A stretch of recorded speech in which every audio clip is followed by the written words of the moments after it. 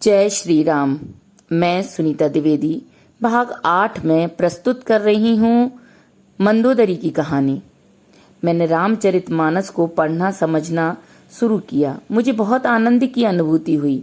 मुझे लगा कि इसका प्रत्येक चरित्र अपने आप में अनूठा है और मैं अपनी छोटी बुद्धि अनुसार बहुत कोशिश कर रही हूँ कि प्रत्येक चरित्र आपको सुंदर और मनोहर लगे। इस बहाने हम राम की महत्ता और हृदय में राम नाम का स्मरण तो करते रहेंगे, जैसा कि तुलसीदास जी की इस चौपाई में वर्णित है। शंभु प्रसाद सुमित ही हुलसी, रामचरित मानस कवि तुलसी। करई मनोहर भांति अनुहारी, सुजन सुचित सुन लेहु सुधारी। कवि अपनी बुद्धि के अनुसार तो अपनी रचना को मनोहर बनाता है, किंतु फिर भी हे सज्जनों, सुंदर चित्त से सुनकर इसे आप सुधार लीजिए और सुंदर बना लीजिए। लेकिन एक बात और निश्चित है कि इस राम नाम सरोवर तक आने में कठिनाइयां बहुत हैं। श्री राम जी की कृपा बिना यहाँ नहीं आया जाता। वही इस सत्संग को सुनेगा जिस पर राम जी की कृपा होगी। मैं प्रस्तुत कर रही हूँ एक राक्षस और एक अति सुंदर स्वर्ग की अप्सरा की बेटी मंदोदरी की कहानी। रामायण के खलनायक रावण के बारे में तो हमें बहुत कुछ जानकारी मिलती है, लेकिन मंदोदरी और रावण की प्रेम कहानी के बारे में कम ही लोग जानते हैं। मंदोदरी की रामायण में सकारात्मक भूमिका देखी गई है। उन्होंने रावण को कई बार समझाने का प्रयत्न किया कि राम जी से युद्ध ना करें और सीता को उन्हें ससम्मान लौटा दें। रामचरितमानस के लंका कांड में मंदोदरी के आग्रह को तुलसीदास जी ने इस तरह लिखा है। कर गई पतेहि भवन निज आनी, बोल परम मनोहर वाणी। चरण नाय सिरु अंचलु रोपा, सुनहो बचन पिय परिहरि कोपा। मंदोदरी हाथ पकड़कर रावण को महल में लाकर परम मनोहर वाणी से चरणों में सिर नवाकर अपने आंचल को उसके सामने पसार कर कहती हैं, हे प्रियतम, क्रोध त्याग कर मेरे वचन सुनो। राम ही सौंप जानकी, नाय कमल पद माथ। सुत कहे राज समर पिवन, जाए भजय रघुनाथ। श्री राम जी की शरण में जाकर उनको जानकी जी सौंप दीजिए और पुत्र को राज देकर बन जाकर श्री राम जी का भजन कीजिए। इससे मंदोदरी का स्वभाव प्रकट होता है कि वह भगवत प्रेमी, कर्तव्य परायण, पतिव्रता और धर्म के रास्ते पर चलने वाली महिला थी। ऐसा कहा जाता है कि अपने पति के मनोरंजनार्थ मंदोदरी ने शतरंज के खेल का प्रारंभ किया था।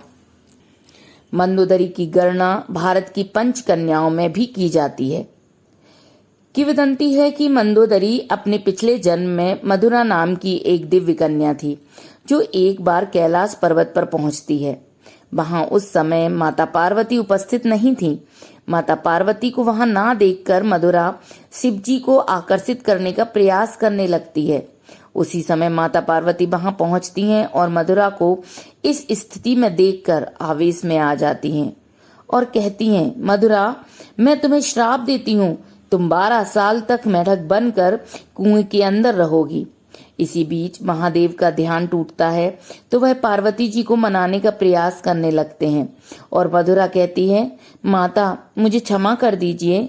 महादेव को ध्यान की मुद्रा में देखकर मेरा मन भटक गया था, कृपया मुझे ऐसी सजा ना दीजिए। माता पार्वती कहती है, मैं अपना श्राप तो वापस नहीं ले सकती, लेकिन यदि वह कठोर तप करेगी तो अपने वास्तविक रूप में वापस आ सकती है। माता पार्वती द्वारा दिखाए गए मार्ग के बाद मधुरा ने बहुत लंबे वक्त तक कठोर तप किया।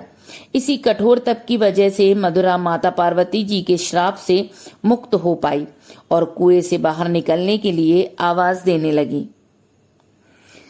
वहीं कुएं के पास मायासुर, जो कि ऋषि कश्यप और दानु का पुत्र था, राक्षस जाति का राजा था। वह बहुत शक्तिशाली और अपनी शानदार वास्तुकला के लिए प्रसिद्ध था।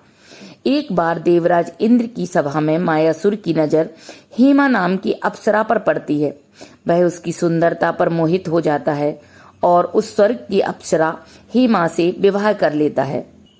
इसके पश्चात मायासुर और हेमा के 2 पुत्र पैदा होते हैं, लेकिन हेमा को एक पुत्री की लालसा थी। इसी इच्छा पूर्ति के लिए गुरु की सलाह पर मायासुर और हेमा उसी कुएं के पास तपस्या शुरू कर देते हैं, और जैसे उनकी तपस्या पूरी होती है, मधुरा भी अपनी श्राप से मुक्त हो जाती है, और मधुरा की आवाज सुनकर मायासुर मधुरा को कुएं से बाहर निकालता है और उसे अपनी बेटी के रूप में गोद ले लेता है। मायासुर अपनी बेटी का नाम मंदोदरी रखता है। मंदोदरी बहुत ही सुंदर और आकर्षक थी। जब मंदोदरी विवाह योग्य हुई तो इनके पिता मायासुर ने योग वर की तलाश शुरू कर दी थी, लेकिन उन्हें अपनी रूपवती कन्या की योग्य कोई वर नहीं मिल रहा था। इसी दौरान मायासुर ने त्रिलोक विजेता रावण से अपनी पुत्री का विवाह करने की बात सोची और रावण के सामने मंदोदरी से विवाह का प्रस्ताव रखा। मायासुर ने मंदोदरी से रावण को मिलाया और बताया कि यह उनकी दिव्य कन्या है। रावण की नजर जैसे ही मंदोदरी पर गई, वह मोहित हो गया और झट से विवाह का प्रस्ताव स्वीकार कर लिया। रावण ने मंदोदरी को वचन दिया कि केवल मंदोदरी ही उनकी प्रमुख पत्नी और लंका की महारानी होगी। रावण की कमियों के बावजूद मंदोदरी उससे प्रेम करती हैं और उसकी ताकत पर गर्व करती हैं। कहते हैं मेरठ रावण की ससुराल है, जिसे प्राचीन समय में मय राष्ट्र के नाम से जाना जाता था। बताते हैं कि बिल्लेश्वर नाथ मंदिर में रावण और मंदोदरी पहली बार मिले थे। यहीं से उनका प्रेम शुरू हुआ था। इस मंदिर में मंदोदरी रोज पूजा करने के लिए आया करती थी। वह भगवान शिव की अनन्य भक्त थी। मंदोदरी के 2 पुत्र हुए, मेघनाथ और अक्षय कुमार। रावण की मृत्यु के बाद मंदोदरी का क्या हुआ, इस प्रश्न के उत्तर में पौराणिक कथाओं में बताया जाता है कि जब राम जी ने विभीषण का राज्याभिषेक कर दिया और उन्हें लंकापति नियुक्त कर दिया, उस समय मंदोदरी ने विभीषण की शरण ली और उनकी पत्नी के रूप में जीवन व्यतीत करने लगी। हालांकि रामायण में इस बात का कहीं बहुत ज्यादा जिक्र नहीं है। कुछ लोगों का मानना यह भी है कि रावण के अंत के बाद मंदोदरी ने मृत्यु को चुना और वो सती हो गईं। ऐसा भी माना जाता है कि मंदोदरी ने विधवा का जीवन ही स्वीकार किया और अध्यात्म में डूब गई। इसका भी कोई ठोस सबूत नहीं मिलता। मंदोदरी एक धर्मपरायण स्त्री थी, अतः उन्होंने ऐसे ही जीवन को अपनाया होगा। जय श्री राम। रामायण की सुनी अनसुनी कहानियां सुनिए मेरे अगले भाग में।